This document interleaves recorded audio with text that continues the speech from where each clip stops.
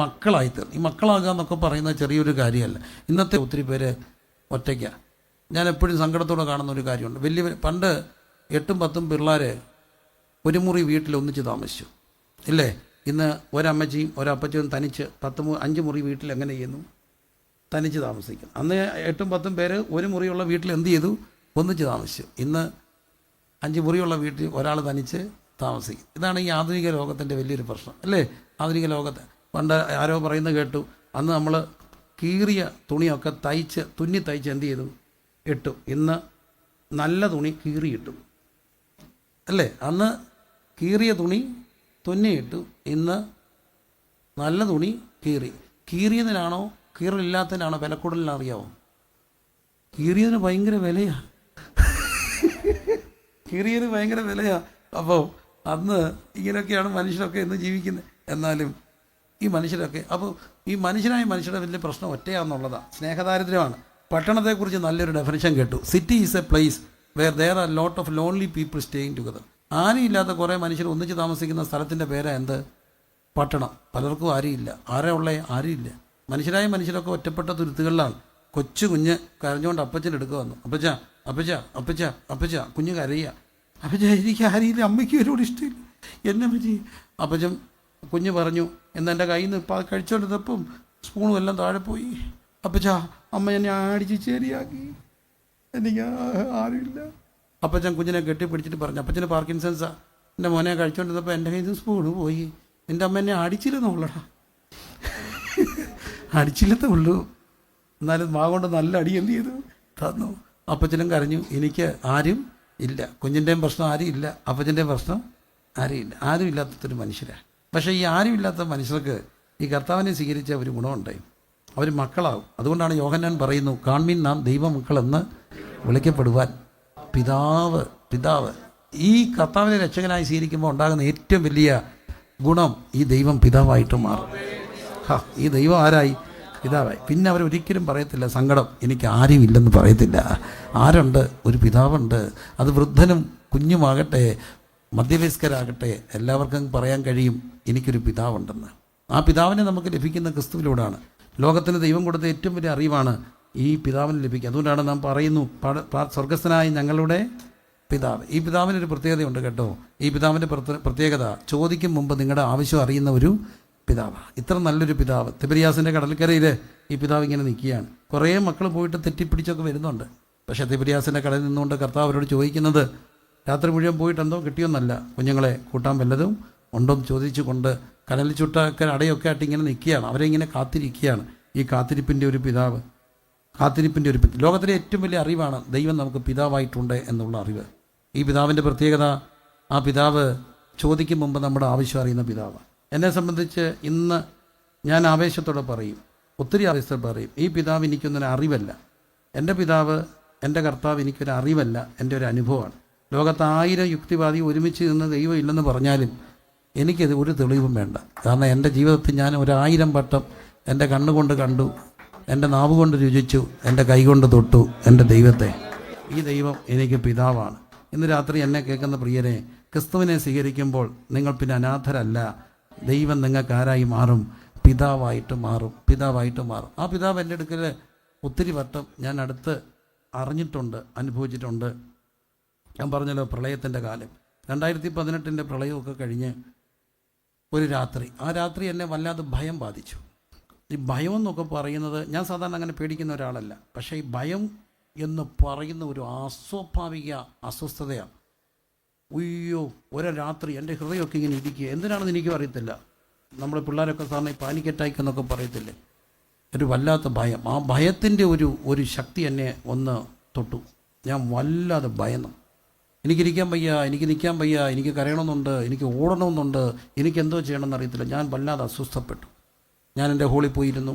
വെള്ളം കയറി ഇറങ്ങിയ ഞങ്ങളുടെ ഒരു ഹോളാണ്. അതിങ്ങനെ ഒന്ന് വൃത്തിയാക്കാൻ നോക്കിയിട്ട് ഒക്കുന്നുമില്ല. അതിൻ്റെ എല്ലാം കൂടി ഒരു നിരാശയും ഭയവും. അപ്പോൾ രാത്രി എൻ്റെ ഒരു സുഹൃത്തുണ്ട്, ചാക്കോസാം, ചെറുക്കെങ്കിലുമൊക്കെ അറിയാം, അദ്ദേഹത്തെ ഞാൻ വിളിച്ചു. അദ്ദേഹം അന്ന് ഇവിടെ ചെറുവക്കല, അവിടുന്ന് അദ്ദേഹം റാന്നി വന്നു. ഞങ്ങൾ രണ്ടും കൂടി ഇരുന്ന് പ്രാർത്ഥിച്ചു. ഒരു 3-3:30 വരെ ഇരുന്ന് അദ്ദേഹം എൻ്റെ കൂടെ ഇരുന്നു. അത് കഴിഞ്ഞ് അദ്ദേഹം പോയി കഴിഞ്ഞപ്പോൾ ഞാൻ വെളുപ്പിനെ ഒന്ന് കണ്ണടച്ച് ഒന്ന് തുറന്നപ്പം എൻ്റെ ഭാര്യ വന്ന്, ഞാൻ ഹോളിലാണ് കിടക്കുന്നത് പറഞ്ഞിരുന്നു, ഭാര്യ വന്ന് എന്നെ വിളിച്ച് പറഞ്ഞു, അച്ഛാ നേരം വെളുത്തിട്ടില്ല, പരപരാന്ന് വിളിക്കുന്നു. ആളെ കഷ്ടിച്ച് തിരിച്ചറിയാം. എന്നെ വന്ന് വിളിച്ചിട്ട് പറഞ്ഞു ഒരാൾ മുറ്റത്ത് നിൽക്കുന്നു. ഞാൻ ചെന്നപ്പോൾ ഒരു സഹോദരനാണ്. അതായത് കഷ്ടിച്ച് ആളെ കാണുന്ന വെളിച്ചമേ ആകുന്നുള്ളൂ. അപ്പം ഞാൻ പെട്ടെന്ന് എനിക്ക് ചോദിച്ചു, ഇന്നാരല്ലേ? ആണോ, 10-15 വർഷം മുമ്പ് കണ്ടതാ. എന്താ സഹോദര വന്നേ? അദ്ദേഹം പറഞ്ഞ് വെറുതെ വന്നാ, ഇതുവഴി പോയപ്പോൾ ഒന്ന് കയറിയതാ. ഇതൊക്കെ പറഞ്ഞിട്ട് അദ്ദേഹം എന്തോ ഒരു അസ്വസ്ഥത. എന്നിട്ട് പറഞ്ഞു എന്നാൽ പ്രാർത്ഥിച്ചിട്ട് ഞാൻ പൊക്കോട്ടെ. ശരി, പ്രാർത്ഥിക്കാൻ കയറിയപ്പോൾ അദ്ദേഹം എന്നോട് ചോദിച്ചു, ഇന്നലെ രാത്രി പേടിച്ചോ? ഞാൻ ചോദിച്ചു എന്താ കാര്യം? അല്ല ഉള്ള പറ പാസ്റ്ററെ, പേടിച്ചോ? 2 വട്ടം ചോദിച്ചപ്പോൾ ഞാൻ പറഞ്ഞു പേടിച്ചു. അപ്പം ഞാൻ ചോദിച്ചു എന്താ കാര്യം ചോദിച്ചപ്പോൾ പറഞ്ഞു, രാത്രി 2 മണിക്ക് കർത്താവ് എന്നെ തട്ടി ഉണർത്തിയിട്ട് പറഞ്ഞു, പ്രിൻസ് പാസ്റ്റർ പേടിച്ചിരിക്കുക, നീ എന്ന് പറയണം ധൈര്യപ്പെട്ടിരിക്കാൻ, പേടിക്കണ്ട. ഞാൻ പേടിച്ചിരുന്ന ഒരു മനുഷ്യനറിഞ്ഞില്ല, ഒറ്റ മനുഷ്യനോട് ഞാൻ പറഞ്ഞില്ല, എൻ്റെ ഭാര്യയോട് പോലും ഞാൻ പറഞ്ഞില്ല. പക്ഷേ ഒന്നെനിക്കറിയാം, ഞാൻ പേടിച്ച് ചുരുണ്ടത് എൻ്റെ കർത്താവ് കണ്ടില്ലേ. ഇങ്ങനൊരു അപ്പനെ എവിടെ കിട്ടും? പേടിച്ചാൽ അറിയുന്ന ഒരപ്പൻ. അയ്യോ എൻ്റെ കർത്താവേ, എൻ്റെ പൊന്നു പ്രിയരെ, ഈ കർത്താവ് റിയലാണ് കേട്ടോ. ഈ കർത്താവ് റിയലാണ്. അതിന് പ്രത്യേകിച്ച് തെളിവൊന്നും വേണ്ട. 1000 യുക്തിവാദികൾ എവിടെല്ലാം പ്രസംഗിച്ചാലും അവരെത്ര തെളിവ് നിരത്തിയാലും അനുഭവിച്ചവർ പറയും എൻ്റെ ദൈവം റിയലാണെന്നുള്ളത്. ഈ ദൈവം നമുക്ക് പിതാവാണ്. രണ്ടാമത് കുറച്ചാൾ കഴിഞ്ഞൊരു സംഭവം, ഒരു പ്രത്യേക സാഹചര്യത്തിൽ ഈ ഒരു വല്ലാത്തൊരു പ്രശ്നം എന്നെ അഭിമുഖീകരിച്ചു. ആ പ്രശ്നം എന്നെ അഭിമുഖീകരിച്ചപ്പോൾ ഞങ്ങളുടെ ഈ പാസ്റ്റർമാരുടെ ഒരു സ്വകാര്യ ദുഃഖമുണ്ട്. അത് സത്യസന്ധ ഈ വിശ്വാസ സമൂഹത്തിനൊരു പ്രയാസമൊക്കെ വന്നാൽ അവർ ഓടി ആരെടുക്ക് വരും? പാസ്റ്റർ എടുത്ത് വരും. പാസ്റ്റർക്ക് ഒരു സങ്കടം ഉണ്ടായ ആരോട് പറയാം? ആരോട് പറയും? എത്രയോ സഹോദരന്മാർ എൻ്റെ അടുത്ത് വന്നിട്ട് പാസ്റ്ററെ ഭാര്യ മിണ്ടിയിട്ട് 3 ദിവസമായി, പാസ്റ്റർ ഒന്ന് സംസാരിക്കണം. നമ്മൾ പോയി തന്മയത്തമായിട്ടൊക്കെ ഇടപെടുകയോ എങ്ങനെയെങ്കിലുമൊക്കെ അത് ശരിയാക്കും. ഞാനും ഭാര്യയും കൂടെ പിണങ്ങി ആരോട് പറയും? ഞങ്ങൾ പിണങ്ങാറില്ല, എന്നാലും പിണങ്ങി ആരോട് പറയും? വിശ്വാസിയോട് പറയാൻ ഒക്കുമോ? ഇല്ല. അപ്പോൾ എല്ലാവരുടെയും ജീവിതത്തിൽ ഉണ്ടാകുന്ന പ്രശ്നങ്ങൾ ആരുടെ ജീവിതത്തിലും ഉണ്ടാകാം. എല്ലാം മനുഷ്യർ ആരോട് പറയും? ആ വിഷയം എന്നെ വളരെ അസ്വസ്ഥപ്പെടുത്തി. അപ്പം ഞങ്ങളെല്ലാവരും കിടന്നു. ഞങ്ങളുടെ വീട്ടിൽ നിന്ന് പ്രാർത്ഥനക്കാരെല്ലാം പോയപ്പോൾ 1:30 എല്ലാവരും ഉറങ്ങി. ഞാൻ ഒരു 2:45 എനിക്ക് ഉറക്കം വരുന്നില്ല. ഞാൻ എഴുന്നേറ്റ് ലൈറ്റ് ഓഫ് ചെയ്ത് എൻ്റെ തിണ്ണെ വന്നിരിക്കുക. ആരുമില്ല, ഞാൻ മാത്രം. 2:45 സാമച്ചമ്പ ഒരു ഫോൺ ബെല്ലടിച്ച് ഞാൻ നോക്കിയപ്പോൾ സാമച്ചൻ പാസ്റ്റർ വിളിക്കുക, പുല്ലൂന്ന് ഒത്തിരിയോടുകൂടെ വിളിക്കുന്നു. അപ്പം ഞാൻ ചോദിച്ചു പെട്ടെന്ന് ഇതുമേ 2:45. പുള്ളി എടുത്തിട്ട് എന്നോട് ചോദിച്ചു അടുത്ത വായി, മോൻ്റെ കല്യാണം വിളിക്കാനാ? അപ്പം ഞാൻ ചോദിച്ചു കല്യാണം വിളിക്കാൻ 2:45? പാസ്റ്റർ ഇന്ത്യയിലാണോ പുറത്താണോ? പുല്ലൂരാ. അപ്പോൾ എന്നോട് പറഞ്ഞു പാസ്റ്റേ രാവിലെ വിളിക്കാനിരുന്ന ഞാൻ പിന്നെ വിളിച്ചപ്പോൾ അങ്ങ് വിളിച്ചെന്നേ ഉള്ളൂ. പക്ഷേ അതിനല്ല വിളിച്ചത്. ഞാനൊരു ദർശനം കണ്ടുകൊണ്ട് പാസ്റ്ററെക്കുറിച്ചൊരു സ്വപ്നം കണ്ടിട്ട് അല്ലെങ്കിൽ ദർശനം കണ്ടിട്ട് ഒരു ദൂത് പറയാൻ വിളിച്ചത്. ഇപ്പം തന്നെ പറയണമെന്ന് തോന്നി. അത് കണ്ടുകൊണ്ട് ഞാൻ ഉണരുകയാണ്. ഞാൻ ഏത് വിഷയത്തിൽ സങ്കടപ്പെട്ടിരുന്നോ അതിൻ്റെ ഉത്തരവായിരുന്നു. ഞാൻ ഈ 2:45 അവിടെ ഈ കറണ്ടിൽ ഓഫ് ചെയ്ത് എൻ്റെ സെറ്റ് ചെയ്യുന്നത് ഒരു മനുഷ്യൻ കണ്ടില്ല. പക്ഷേ എൻ്റെ കർത്താവ് കണ്ടിട്ട് അതിനെ വിളിപ്പിച്ചില്ല. ഇങ്ങനൊരു അപ്പനെ എവിടെ കിട്ടും? അപ്പോൾ ഈ കർത്താവിനെ സ്വീകരിച്ച അവളുടെ പ്രത്യേകത, ഈ ദൈവം നമ്മുടെ പിതാവാണ്. ഈ ദൈവം നമ്മുടെ പിതാവാണ്. പിതാവായ ഒരു ഗുണമുണ്ട്, കണ്ണ് നനഞ്ഞ അറിയും, മുഖം പാടി അറിയും, എല്ലാം കേൾക്കുന്ന, എല്ലാം പറയാനൊക്കുന്ന ഒരു പിതാവ്. അതുകൊണ്ട് തന്നെ അവർ പാടുക, പിതാവില്ലാത്തവർക്കും നല്ലൊരു താതനും പെറ്റമ്മേ കവിഞ്ഞാർവാനും വിധവയ്ക്ക് കാന്തനും സാധുവിന് അപ്പവും എല്ലാവർക്കും എല്ലാമൻ കർത്താവ. കണ്ണെല്ലാം അടച്ച് ഈ അപ്പനെ ഒന്ന് വിളിച്ച് പ്രാർത്ഥിച്ചേ. ഇന്ന് രാത്രി എന്നെ കേൾക്കുന്ന പ്രിയമുള്ളവരെ, നിങ്ങൾക്ക് ദൈവം ഒരറിവാണ്. ദൈവം നിങ്ങൾക്ക് കേവലം ഒരറിവാണ്. അറിവാണെങ്കിൽ ആ അറിവിനപ്പുറത്തൊരു അനുഭവമായി മാറാൻ ഈ കർത്താവിന് വേണ്ടി ഹൃദയം കൊടുത്ത പിന്നെ കർത്താവ് ഒരറിവല്ല, അവനെ കൈക്കൊള്ളുന്നവർക്ക് അവൻ പിതാവായി മാറും. പിന്നെ അവരൊരിക്കലും അനാഥരല്ല. അവരുടെ ജീവിതത്തിൽ ഒരിക്കലും തോന്നത്തില്ല എനിക്ക് ആരുമില്ലെന്ന് തോന്നുമ്പോൾ അവരുടെ അടുത്ത് വരുന്നൊരു കർത്താവുണ്ട്. ഈ രാത്രി പലരെയും തേടി നമ്മുടെ ശ്വാസത്തെക്കാൾ അടുത്ത് ഈ പിതാവ് നിൽപ്പുണ്ട്. ഈ മുറ്റത്ത് അവനെക്കുറിച്ച് പറയുന്നിടത്തല്ല അവിടുത്തെ സാന്നിധ്യമുണ്ട്. ഇരു കരങ്ങൾ ഉയർത്തി ഒന്ന് സ്തോത്രം ചെയ്തേ. വ്യക്തിപരമായി എല്ലാവരും ഒരു നിമിഷം പ്രാർത്ഥിച്ചേ. പിതാവിനോടൊന്ന് പറഞ്ഞേ. ഉറക്കെ പറഞ്ഞാൽ കേൾക്കാത്തുള്ള നിർബന്ധമില്ല. ചുണ്ടനങ്ങി അറിയാം. ഹന്നയുടെ ചുണ്ടൊക്കെ അനങ്ങിയതേ ഉള്ളൂ. പുരോഹിതൻ പോലും തിരിച്ചറിഞ്ഞില്ല. പക്ഷെ അവിടെ ഹൃദയം പകരുമായിരുന്നു. അവളവിടെ ഹൃദയം പകരുമായിരുന്നു. രാത്രി ഹൃദയം പകരുന്ന എല്ലാവരുടെയും അടുക്കൽ അവിടുന്നുണ്ട്. ഈ ദൈവം എൻ്റെ പിതാവാ. ഈ ദൈവം എൻ്റെ പിതാവാ. കുഞ്ഞുങ്ങളെ, ഈ ദൈവം എൻ്റെ പിതാവാ. പിതാവില്ലാത്തവർക്കു നല്ലൊരു താതനും പെറ്റമ്മയെ കവിഞ്ഞാദ്രവാനും. പിതാവില്ലാത്തോർക്കു നല്ലൊരു താതനും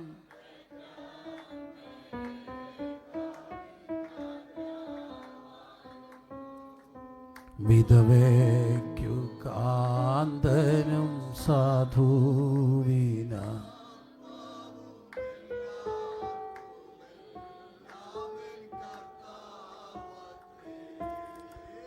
വിധവയ്ക്കു കാന്തനും സാധുവിന.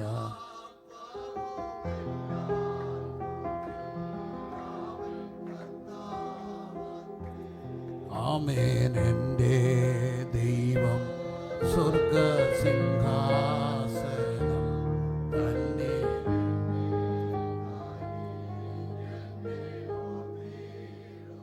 ക്രിസ്തീയ ജീവിതം എന്ന് പറയുന്നത് ഒരു ആശയമല്ല, അതൊരു ബന്ധമാണ്. ആ ബന്ധം ഈ പിതാവുമായിട്ടുള്ള ബന്ധമാണ്. It's an individual relationship. ഈ രാത്രി ആ വ്യക്തിപരമായ ബന്ധം, ആ ബന്ധം എവിടെയെങ്കിലും ഒന്ന് ഉടഞ്ഞിട്ടുണ്ടെങ്കിൽ ആ ബന്ധത്തിൽ നിന്ന് പലപ്പോഴും നമ്മളെ മാറ്റുന്നത് പാപമാണ് ആ ബന്ധത്തെ പൊളിക്കുക. ഇന്ന് രാത്രി ഏതെങ്കിലും പാപങ്ങൾ ദൈവസന്ധി ഏറ്റു പറയാനുണ്ടെങ്കിൽ, എവിടെയെങ്കിലും ആ ബന്ധം ഒന്ന് ഒലഞ്ഞിട്ടുണ്ടെങ്കിൽ ഒരു റിപ്പയർ ചെയ്യാൻ ഇങ്ങനെ യോഗമൊക്കെ നടത്തുക. നമ്മുടെ ബന്ധത്തെ ഒന്ന് റിപ്പയർ ചെയ്യാൻ കണ്ണടച്ച് എല്ലാവരും ഒന്ന് പ്രാർത്ഥിച്ച് പിതാവേ എന്നൊന്ന് വിളിച്ച്.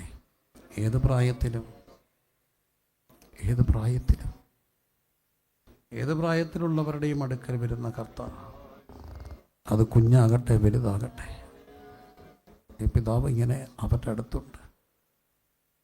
ഷബാനഹന്തന റീഖാനഹന്തന.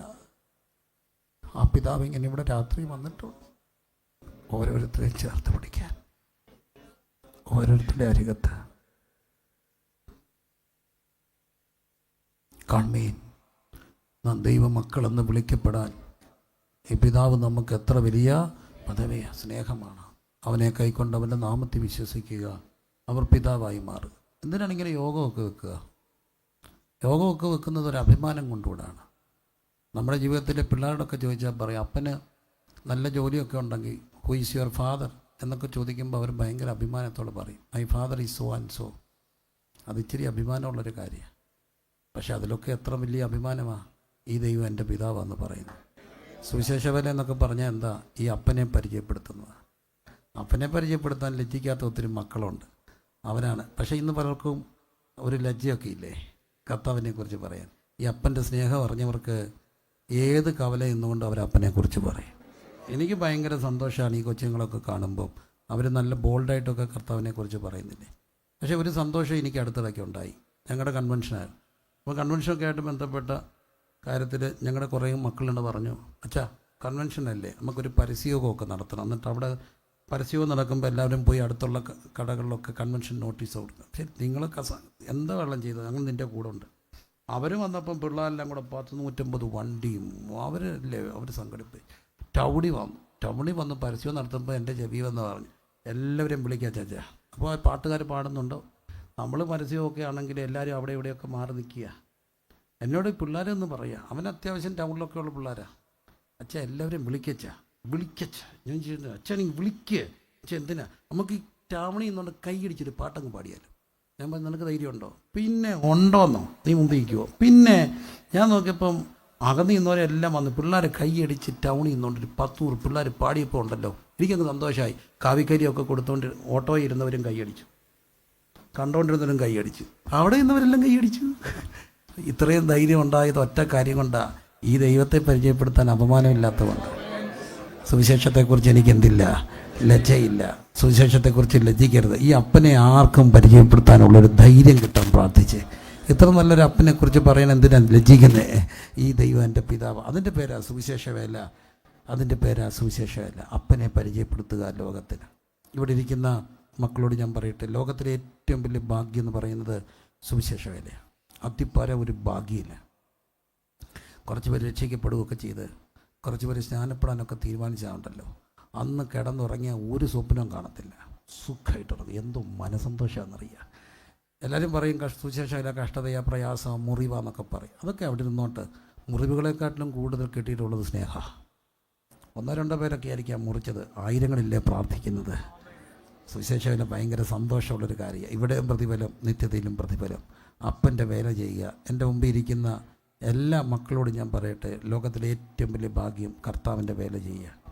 കർത്താവിൻ്റെ വേല ചെയ്യുക. കർത്താവിൻ്റെ വേല ചെയ്യുന്ന പോലൊരു ഭാഗ്യം ഈ ലോകത്തില്ല. എൻ്റെ കുഞ്ഞ് കർത്താവിൻ്റെ വേല ചെയ്യുന്നതിൽ എനിക്ക് അഭിമാനമാണ്, സന്തോഷമാണ്. പഠിക്കാവുന്നിടത്തോളം ഒക്കെ പഠിച്ചോട്ടെ, പക്ഷേ ആത്യന്തികമായി അവർ കർത്താവിൻ്റെ വേലക്കാരായി തീരുന്നത് എനിക്ക് സന്തോഷമാണ്, സമ്മതമാണെന്നുള്ള മാതാപിതാക്കളുണ്ടെങ്കിൽ ഒന്ന് കരം ഉയർത്തി ശരിക്കൊന്ന് പ്രാർത്ഥിച്ച് കർത്താവ്, എൻ്റെ കുഞ്ഞ് കർത്താവിൻ്റെ വേല ചെയ്യുന്നത്, പൂർണ്ണസമയം വേല ചെയ്യുന്നത് എനിക്ക് സന്തോഷമാണ്.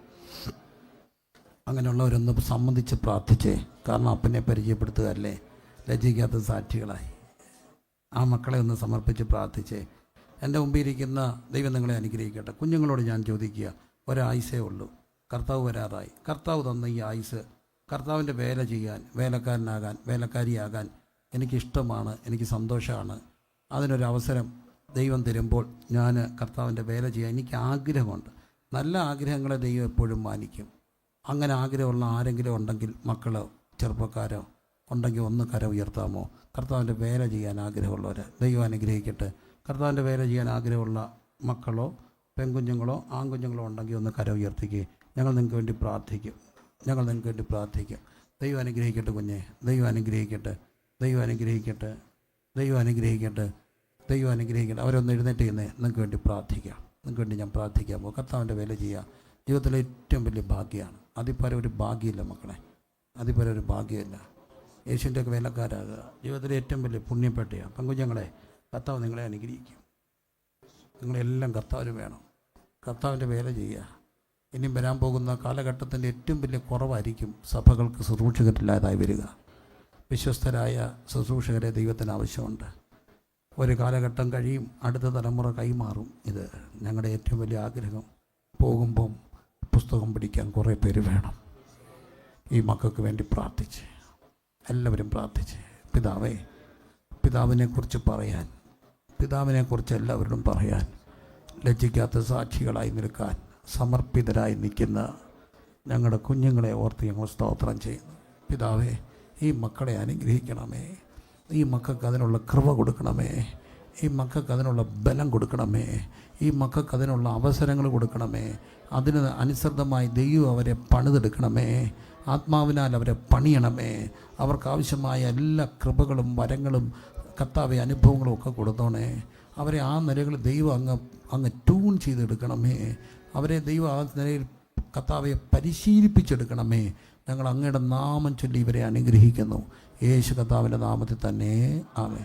ദൈവസന്നിധിയിൽ ഇരിക്കാൻ മക്കളെ, കർത്താവ് നിങ്ങളെ അനുഗ്രഹിക്കട്ടെ. അപ്പോൾ ഈ അപ്പനെക്കുറിച്ച് പറയുക, അപ്പനെക്കുറിച്ച് പറയുന്നത് ചെറിയ കാര്യമാണോ? അല്ല. ഒരവസരം കിട്ടിയ എല്ലാവരോടും യേശുവിനെക്കുറിച്ച് പറയണം. യേശുവിനെക്കുറിച്ച് പറയാൻ വലിയ അറിവൊന്നും വേണ്ട കേട്ടോ, ഒറ്റ അറിവ് മതി. കർത്താവ് നമ്മുടെ പാപികളെ രക്ഷിക്കാൻ ഭൂമിയിലേക്ക് വന്നുവെന്നും അവൻ എൻ്റെ അപ്പനാണെന്നും ഒറ്റ കാര്യം പറയാൻ അറിയാമെങ്കിൽ ബാക്കി കർത്താവ് പറഞ്ഞോളും. കർത്താവ് പറയും, നിൻ്റെ വായെ നീ തുറക്ക, ഞാൻ അതിനെ എന്തു ചെയ്യും? നിറയ്ക്കും. എല്ലാവരും പറഞ്ഞേ, വായെ തുറക്ക, ഞാൻ അതിനെ എന്തു ചെയ്യും? നിറയ്ക്കും. ഉറക്കെ പറഞ്ഞേ, വായെ തുറക്ക, ഞാൻ അതിനെ എന്തു ചെയ്യും? നിറയ്ക്കും. വായെ തുറക്ക. ഇന്ന് ആ വർഗ്ഗങ്ങളൊക്കെ കുറഞ്ഞുകൊണ്ടിരിക്കുക.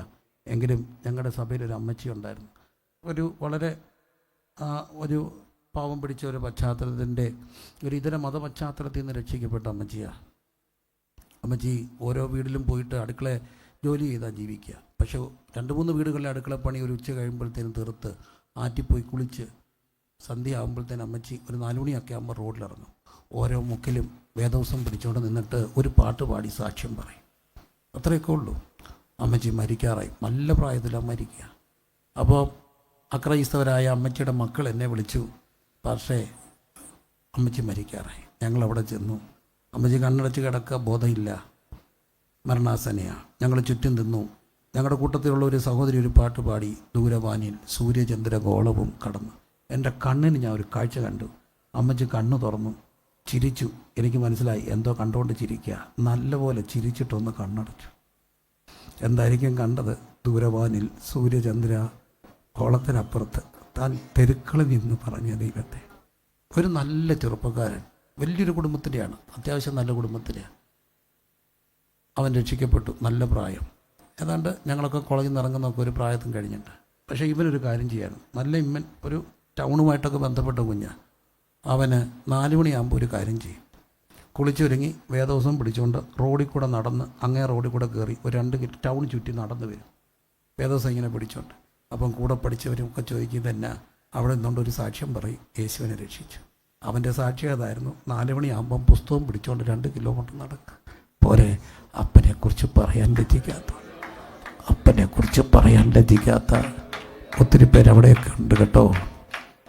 കർത്താവേ, എൻ്റെ ലജ്ജ മാറ്റണമെന്ന് രാത്രി പറയുന്നവരെല്ലാം സ്തോത്രം ചെയ്ത് പ്രാർത്ഥിച്ചേ. എനിക്ക് അപ്പനെക്കുറിച്ച് പറയാനുള്ള ലജ്ജ മാറ്റണം. അങ്ങനെ ആഗ്രഹിക്കുന്നവരെല്ലാം കരവുയർത്തി. ഏത് പ്രായത്തിലാണ് നമ്മളീ പുസ്തകമൊക്കെ പൊതിഞ്ഞ് കെട്ടി നടക്കുകയല്ലേ? ആ കുഞ്ഞിങ്ങനെ പുസ്തകം പിടിച്ചുകൊണ്ട് നടക്കുക. ഞാൻ മനസ്സിലാക്കി അവൻ്റെ സാക്ഷി അതാ. ടൗണിൽ കൂടി ഇങ്ങനെ പുസ്തകം പിടിച്ചുകൊണ്ട് പോകുക. കൂട്ടുകാരൊക്കെ ചോദിക്കുമ്പോൾ യേശുവിനെ രക്ഷിച്ചെന്ന് പറയും. പറയണ്ടേ? പറയണം. അവനെ കൈക്കൊള്ളണം. അവൻ്റെ സാക്ഷികളായി മാറണം. അപ്പൻ്റെ സാക്ഷ്യം പറയണം. അടുത്തൊരു കാര്യമാണ്, ഈ അപ്പനെ വന്നു നമുക്ക് വേണ്ടി ജഡാവതാരം എടുത്തു. ഒരു തെറ്റും ചെയ്യാഞ്ഞിട്ടും ശിക്ഷിക്കപ്പെട്ടു. യോഹന്നാൻ സുവിശേഷം 19-ാം അധ്യായത്തിൽ 3 വട്ടമാണ് പറയുന്നത്, ഈ നിൽക്കുന്ന പ്രതിയെ ഞാനൊരു കുറ്റവും കാണുന്നില്ല. എന്നിട്ടും കുറ്റക്കാരെന്ന് വിധിച്ച് ക്രൂശിച്ചു. സ്വന്തം തോളിൽ തല ചായ്ച്ച് മരിച്ചു. എല്ലാവരും ചോദിക്കുന്ന ഒരു ചോദ്യമാണ്, ദൈവം മരിക്കുമോ? നമ്മൾ പള്ളിയിൽ പാടുന്നൊരു പാട്ടുണ്ട്, ദൈവമേ നീ പരിശുദ്ധനാകുന്നു, ബലവാനെ നീ പരിശുദ്ധനാ. തെറ്റല്ല. അടുത്തത്, മരണമില്ലാത്തവനെ നീ, ദൈവം മരണമില്ലാത്തവനാ. പക്ഷെ ക്രിസ്തു മരിച്ചു എന്ന്. മരിക്കുമോ ദൈവം? ദൈവം മരിക്കുമോ? ദൈവം മരിച്ചു. എന്തിനാ? മനുഷ്യൻ്റെ മരണം മാറ്റാൻ. ആര് മരിച്ചു? ദൈവം മരിച്ചു. മനുഷ്യൻ്റെ മരണം മരണത്തിലൂടെ മാറ്റാൻ. ഏകമനുഷ്യനാൽ പാപവും പാപത്താൽ മരണമില്ല. മരണമെന്ന് പറയുന്നത് എന്താ? ബന്ധങ്ങളുടെ വിച്ഛേദനമാണ്. അതുകൊണ്ടാണ് എന്നിൽ വിശ്വസിക്കുന്നവൻ മരിച്ചാലും എന്തു ചെയ്യും? ജീവിക്കും. ഈ കർത്താവുമായിട്ട് ഭൂമിയിൽ ഒരു ബന്ധം ഉണ്ടാകുന്നവർ, അവർ സ്വർഗത്തിൽ പോയാലും കർത്താവിൻ്റെ കൂടാണ്. നരകത്തിലേക്ക് പോയി കഴിയുമ്പോൾ സംഭവിക്കുന്ന, അവിടെ ക്രിസ്തു ഇല്ല, ബന്ധം പോയി. അപ്പം മരണമെന്ന് പറയുന്നത് ആസ്തിക്യത്തിൻ്റെ അവസാനം. നരകത്തിൽ പോയാലും അവിടെ കിടക്കും, സ്വർഗത്തിൽ പോയാലും അവിടെ ജീവിക്കും. ആസ്തിക്യത്തിൻ്റെ അവസാനമല്ല, എന്തിൻ്റെ പരിച്ഛേദനമാണ്? ബന്ധത്തിൻ്റെ വിച്ഛേദന. ബന്ധം അവിടെ വിച്ഛേദിക്കപ്പെടുകയാണ്. അതുകൊണ്ട് ക്രിസ്തു ക്രൂശി കിടന്നുകൊണ്ട് നിലവിളിക്കുന്നുണ്ട്, എലോഹി എലോഹി ലമ്മ ശബക്താനി, എൻ്റെ ദൈവമേ എൻ്റെ ദൈവമേ അങ്ങ് എന്നെ കൈവിട്ടതെന്ന്. ഒരു നിമിഷം തോളിൽ തല ചായ്ച്ച് മരിച്ചു. ക്രിസ്തു മരിച്ചു. മരിച്ച യേശുവിനെ അടക്കി അരിമത്തിലെ ജോസഫിൻ്റെ കല്ലറയിൽ 3-ാം നാൾ ഉയർത്തെഴുന്നേറ്റു. അതുകൊണ്ടാണ് റോമാലേഖനം 6-ാം അധ്യായത്തിൽ പറയുന്നു, അവൻ്റെ മരണത്തിൻ്റെ സാദൃശ്യത്തോട് ഏകീഭവിച്ചെങ്കിൽ പുനരുത്ഥാനത്തിൻ്റെ സാദൃശ്യത്തോട് എന്തു ചെയ്യും? ഏകീഭവിക്കും. മരണത്തോട് ഏകീഭവിച്ചെങ്കിലേ പുനരുത്ഥാനത്തിനോട് ഏകീഭവിക്കത്തുള്ളൂ. അപ്പോൾ ക്രിസ്തുവിൻ്റെ മരണത്തോട് നമുക്ക് എങ്ങനെ ഐഡൻറ്റിഫൈ ചെയ്യാം? 2000 വർഷം മുമ്പ് മരിച്ച ക്രിസ്തു എനിക്ക് വേണ്ടി മരിച്ചു എന്ന് ലോകത്തോട് പറയാൻ കഴിയുന്ന, ആ മരണത്തോട് ഏകീകരിക്കപ്പെടാൻ കഴിയുന്ന ഏറ്റവും വലിയ സാധ്യതയാണ് സ്നാനം എന്ന് പറയുക. സ്നാനത്തിൽ അവൻ്റെ മരണത്തോട് അനുരൂപപ്പെടുകയാണ്. മരണത്തോട് അനുരൂപപ്പെടുക. എനിക്കറിയാവുന്ന ഒരു സംഭവം, ഒരു കുഞ്ഞ് രക്ഷിക്കപ്പെട്ടു. ആ കുഞ്ഞ് രക്ഷിക്കപ്പെട്ട് സ്നാനപ്പെടാൻ അത്യാവശ്യം പരിശുദ്ധാത്മ സ്നാനമൊക്കെ പ്രാപിച്ചു. സ്നാനപ്പെടാൻ ആഗ്രഹിച്ചപ്പോൾ അമ്മ വിലക്കിയിട്ട് പറഞ്ഞു, കുഞ്ഞെ നീ ഇപ്പം സ്നാനപ്പെടണ്ട, കാരണം ചിലപ്പം ചെറുക്കം നല്ല കല്യാണം വന്നില്ലേ എന്തോ ചെയ്യും. അപ്പോൾ അതുകൊണ്ട് ഒന്നുകൂടെ ഒന്ന് വെയിറ്റ് ചെയ്യുക, നല്ല കല്യാണം വന്നാൽ അവിടെ കെട്ടിക്കാം. അതല്ല, നല്ല കല്യാണം ഇപ്പുറത്ത് വന്നാൽ അന്നേരം എന്ത് ചെയ്യാം? സ്നാനപ്പെടാം. ഏതായാലും കല്യാണത്തിന് വേണ്ടി സ്നാനം വിലക്കി. ഞാൻ കണ്ടൊരു കാര്യം, ദീർഘവർഷങ്ങൾ 10, 38, 40 വയസ്സ് വരെ ആ കുഞ്ഞ് ജീവിച്ചു. കല്യാണം നടന്നില്ല. കുഞ്ഞിൻ്റെ കല്യാണം കാണാതെ അമ്മ മരിച്ചു. മരിച്ച് അധികം താമസിയാതെ കല്യാണം ഉറച്ചു.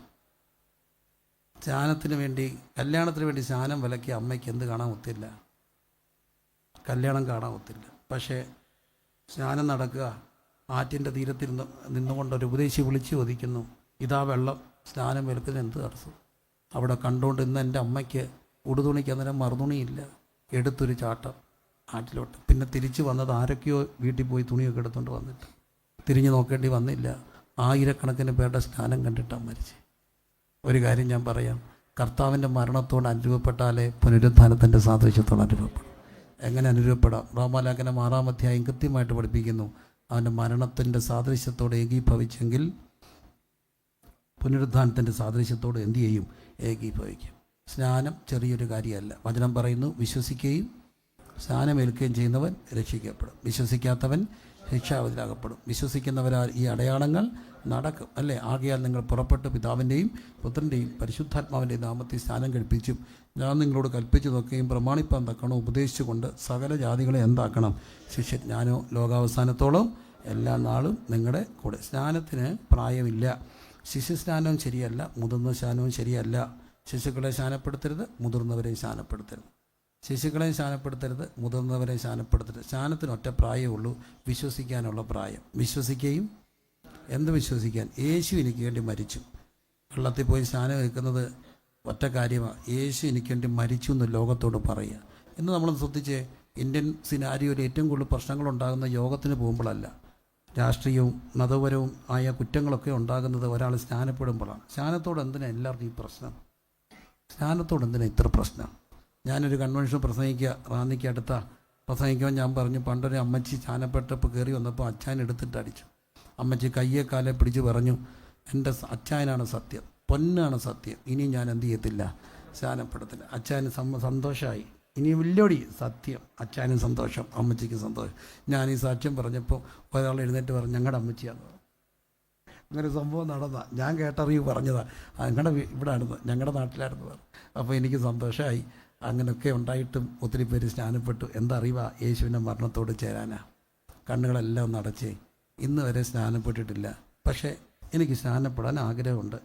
ഞാൻ നാളെ നിങ്ങൾ പോയി വെള്ളത്തിൽ മുങ്ങും, ഇപ്പം സ്നാനപ്പെടണമെന്നും പറയത്തില്ല. പക്ഷേ ഒരു കാര്യം എനിക്കറിയാം, നമ്മൾ ദൈവസന്നിധിയിൽ ഒന്ന് ആഗ്രഹിച്ചാൽ നല്ല ആഗ്രഹങ്ങളെ ദൈവം മാനിക്കും. അതിനുള്ള അവസരങ്ങളൊക്കെ ദൈവം ഉണ്ടാക്കും. ദൈവം നമ്മുടെ ഹൃദയത്തിലെ ആഗ്രഹങ്ങളെ എന്തു ചെയ്യും? മാനിക്കും. ഞാൻ സ്നാനപ്പെട്ടിട്ടില്ല, പക്ഷേ എനിക്കതിനൊരു അവസരം കിട്ടിയാൽ സ്നാനപ്പെടാൻ ആഗ്രഹമുണ്ട്. എന്നെ ശ്രദ്ധിക്കണം, ഞാൻ സ്നാനപ്പെട്ടിട്ടില്ല, പക്ഷേ കർത്താവ് എനിക്കൊരു അവസരം തരുമ്പോൾ എനിക്ക് സ്നാനപ്പെടാൻ താല്പര്യമുണ്ട്. യേശുവിൻ്റെ എന്തിനാണ് സ്നാനം? യേശുവിൻ്റെ മരണത്തോട് ചേരാൻ. അവൻ്റെ മരണത്തോട് അനുഭവപ്പെട്ടെങ്കിലേ എന്തിനോട് അനുഭവപ്പെടത്തുള്ളൂ? പുനരുദ്ധ. If you identify with Jesus in his death through baptism, then only you can be identified with his resurrection. അല്ലെങ്കിൽ റിസറക്ഷനിൽ പങ്കുചേരാൻ ഒക്കത്തില്ലെന്ന് തിരുവചനം പഠിപ്പിക്കുന്നു. യേശുവിൻ്റെ മരണത്തോട് അനുഭവപ്പെട്ട് സ്നാനത്തിൽ അവൻ്റെ സാക്ഷിയായി മരണത്തോട് ചേരണം. അങ്ങനെ ആഗ്രഹിക്കുന്നവരുണ്ടെങ്കിൽ ഒന്ന് കര ഉയർത്തിക്ക്, ഞാൻ നിങ്ങൾക്ക് വേണ്ടി പ്രാർത്ഥിക്കാം. ഞാൻ ഇതുവരെ സ്നാനപ്പെട്ടിട്ടില്ല, സ്നാനപ്പെടാൻ എനിക്ക് ആഗ്രഹമുണ്ട്. സ്നാനപ്പെടാനുള്ള പ്രായം പറയട്ടെ. എന്തിനുള്ള പ്രായം? ഉറക്കെ പറഞ്ഞേ, എന്തിനുള്ള പ്രായം? വിശ്വസിക്കണം. അങ്ങനെ എനിക്ക് ആഗ്രഹമുണ്ടെന്നുള്ളവരൊന്ന് കൈവെക്കാമോ? ഞാൻ നിങ്ങൾക്ക് വേണ്ടി പ്രാർത്ഥിക്കാം. എന്തിനാ ഈ കൈവെക്കാൻ പറയുന്നറിയാമോ? ഒറ്റ കാര്യത്തിനാണ് കൈവെക്കാൻ പറയുന്നത്. പരസ്യമായി കർത്താവിൻ്റെ സന്നിധി കൈവെക്കുമ്പോൾ, സാക്ഷിയാകുമ്പോൾ സ്വർഗം അവിടെ ഒരു മുദ്ര വെക്കും. സ്വർഗത്തിൻ്റെ ഒരു സീൽ അതിന്മേൽ വരും. അങ്ങനെയുള്ള ആരെങ്കിലും ഉണ്ടെങ്കിൽ ദൈവം അനുഗ്രഹിക്കട്ടെ. കരങ്ങളൊന്ന് ഉയർത്താമെങ്കിൽ പ്രാർത്ഥന. എല്ലാ കണ്ണുകളും ഒന്ന് അടച്ചേ. എനിക്ക് സ്നാനപ്പെട്ടിട്ടില്ല, പക്ഷേ സ്നാനപ്പെടാൻ ആഗ്രഹമുണ്ടെന്നുള്ള എക്സ് ഓർ വൈ ഇന്ന് രാത്രി എന്നെ കേൾക്കുന്നുണ്ടെങ്കിൽ, ഇതാ വെള്ളം, ഞാൻ സ്നാനം എടുക്കുന്നതിന് എന്ത് തടസ്സം? നീ പൂർണ്ണ ഹൃദയത്തോടെ വിശ്വസിക്കുന്നുവെങ്കിൽ ആകാം. ദൈവം അനുഗ്രഹിക്കട്ടെ. പ്രാർത്ഥിക്കാം. കർത്താവേ, ഓരോ സ്നാനം സത്യമാണല്ലോ കർത്താവേ. ഈ ദിവസങ്ങൾ അനേകം സ്നാനപ്പെടുവാൻ കർത്താവ് ഇടയാക്കണമെന്ന് പ്രാർത്ഥിച്ച് അനുഗ്രഹിക്കുന്നു. യേശുവിൻ്റെ നാമത്തിൽ തന്നെ.